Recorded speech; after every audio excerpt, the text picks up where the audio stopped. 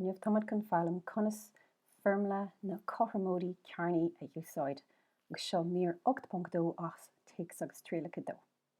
Dús tá chun bogad ar dheis, agus tá chun fecint beánaí a dhéanamh agus tá chun fecint ar an stíl ceist seo a bhíle déanamh agin. So ex chearnacha móda 4 ex móda 3 cothromóide nóid agus dúirt sé réitigh an cothromóide seo a leanas. Okay, ar cothromóide bhór go bhfuil an cótha cothrom ann an seo. Okay, so an rud a rinnemer an seo, suascaí seo ná, deicmar chuirmar gach rud ar taobh chlé, cothromóide nóid, agus deicmar ar céhhéad ex chearnacha bhígin, bhí ceanháin agus bhí móda 3 ina tharseach, so 1 fá 3 sin móda 3. Foirmar na factóirí de móda 3, na péirí factóirí go léir, agus ba iad 1 fá 3, nó lúda 1 fá lúda 3. Deicmar tríide sin, fiocamar amach an péire a simig sús chuig cóíofacht de x. Okay? So 1 móda 3 sin 4. Okay? So dibrig iad sin. Níor ibrig é seo. Lúda 1, lúda 3, sin lúda 4. Okay, so inis tá is go cáimid 4x ar bhrisise 1x agus 3x. So rinnemer é sin, so scríbhmar in ónad 4x, scríbhmar 1x móda 3x. So nis tá 1, 2, 3 ceithre terma a going ar an taobh clé, chuirmar iad isteach sa bhosca an seo. So ex chearnacha 1x, 3x agus 3. Agus an sin feig an factor cuid na siirde. An taobh seo, an rud a héanaisteach an ex chearnacha agus x ná x. An taobh seo, an rud a héanaisteach a 3x agus 3 ná 3.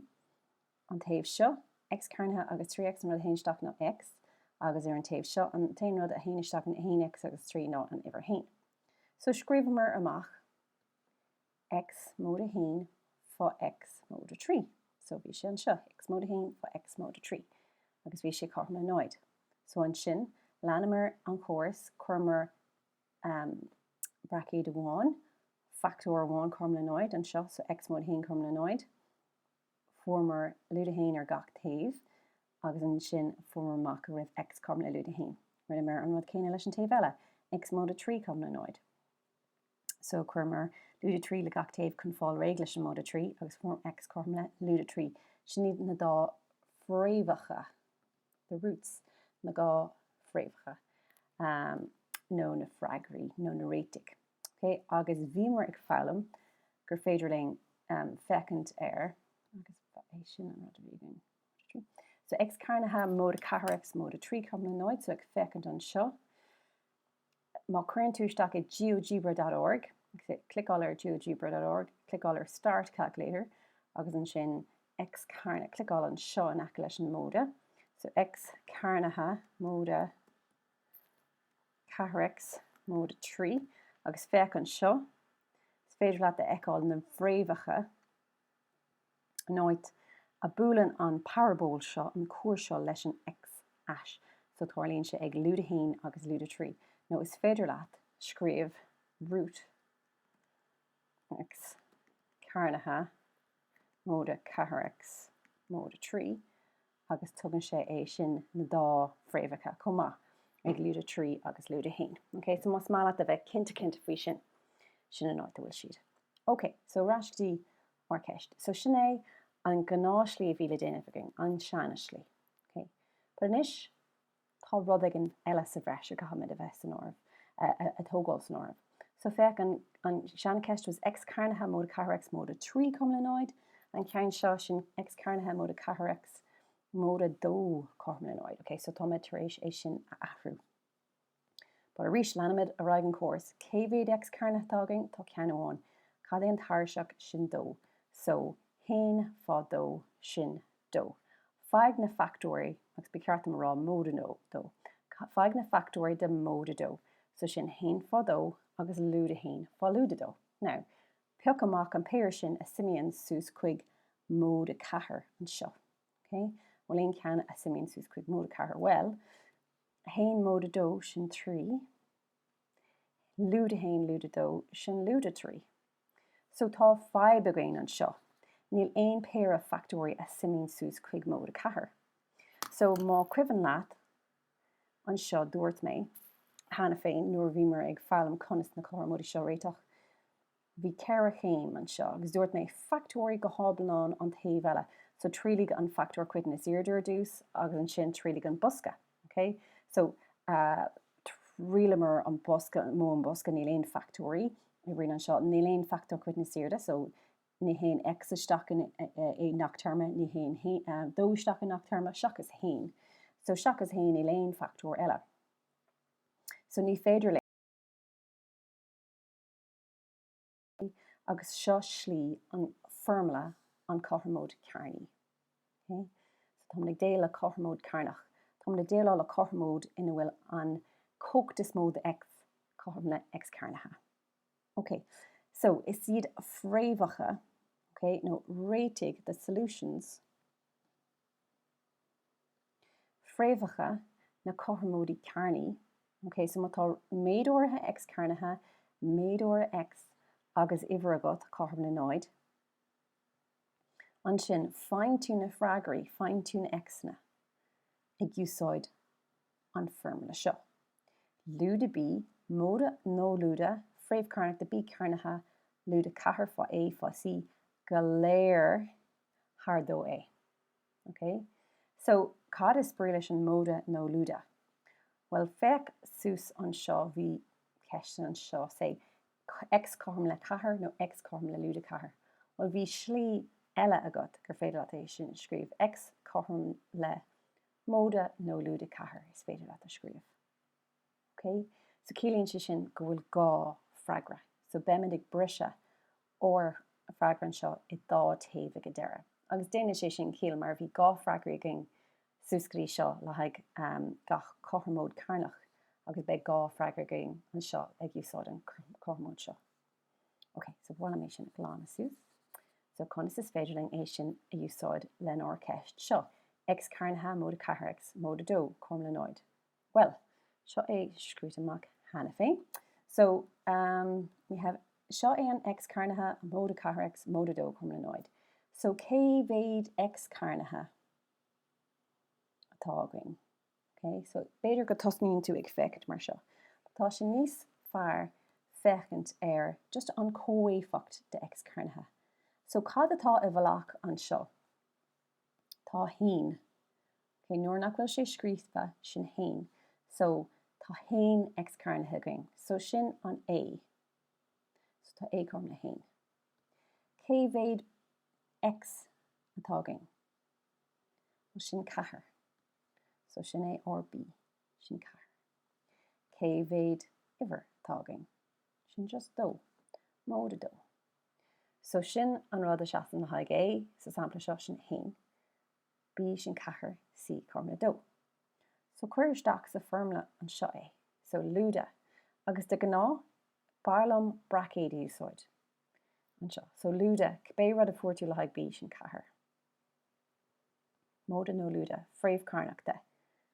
Cibé rud a fuairtú le haig B bracéad. Cearnacha, lúda chathair fá A fá C. So cibé rud a fuairtú le haig A sin hain, haig C sin dó. And then seo rud anna táchtach. Tosnig leis an lína seo ag a tús. Anna chu daoine scríbann siad é cosúla seo agus sin mícheart, because ní rainan siad an lúda chathair an dó é. So sin mícheart caithfidh an lína seo tosnú an seo faoi an lúda B. Okay, so sin tharbh táchtach. Okay, agus an sin léir thar dó fá A sin hain.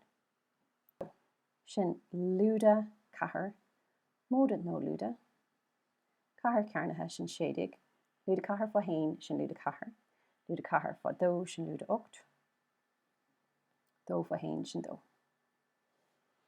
Okay. So sin lúda chathair, móda nó lúda, fréamhchearnach a ocht go léir roinnt dó. Is féidir leat é sin a chur díorchaisteach san ábhán. An slí bhfuil sin is nó fiú is féidir leat é seo a chur díorchaisteach san ábhán más maith. Barlam é sin éanamh amach tú mé, but tá sé súscúirt. Okay, so chun é sin a chur isteach san ábhán caithfidh tú feicint an móda nó lúda an seo. So chuir é seo ann. Lúda chathair móda phríomhchearnach ocht léarthar dó. No. Lúda chathair lúda phríomhchearnach ocht léarthar dó. Okay, so tá mé chun an céad ceannaí anamh. So, códán ar dús. Lúda chathair móda phríomhchearnach ocht, brú síos ar an ormháin agus cuir an dó ann, agus fáin tú rud ag an feicim mar seo. Lúda dó móda phríomhchearnach dó. Donis brú ar S go D, agus fáin tú lúda 9.5 8 7 8 sé 4 3 7 sé. Agus sa ceist seo na níor scríomh me é, but dúirt sé scríomh de freigra ceart go dtí gá ionad dathúlacha. So ceart go dtí gá ionad dathúlacha, chuir de bus go timpeall an dá ionad atá tasáilt, agus feic ar an ceann tar éis. So tá sé sin 5 nó níos mó, so tagann sé sin suas. So it's lúda 9.5 ní. Sin é arcade freigra. Okay. On dara freigra, we had lúda chathair lúda phríomhchearnach ocht thar dó, so códán, lúda chathair lúda phríomhchearnach ocht brú síos, agus tá de freigra ar dús an seo lúda dó lúda phríomhchearnach dó. Now, a rís tá man de géirí an dathúla bheiging, tá sé sin mar surd. Okay? So, níl me de géirí sin, tá me de géirí dathúil, mar so sé sin arcade freigra bhfuil an dara freigra all agus brú ar S go dtí D agus sin é lúda 3.4 hain 4 dó hain 3 5 sé dó. Tá me de géirí gé ceart go gá ionad dathúlach. So chuir an bus go timpeall an céad gá ionad, feicir sin tá sé níos lú ná 5, so fanan an hain an áit bhfuil sé. So it's lúda 3.4 hain ceart go dtí gá ionad dathúlach. Okay, so sin é ar gá freigra. Sin an slí an cothromóide a úsáid. An Foirmle haig na cothromóidí sin úsáid. Agus, just can check then a dhéanamh ar GeoGebra, bháil mé sin a chuirteach x cearnacha móda 4x móda dó. So,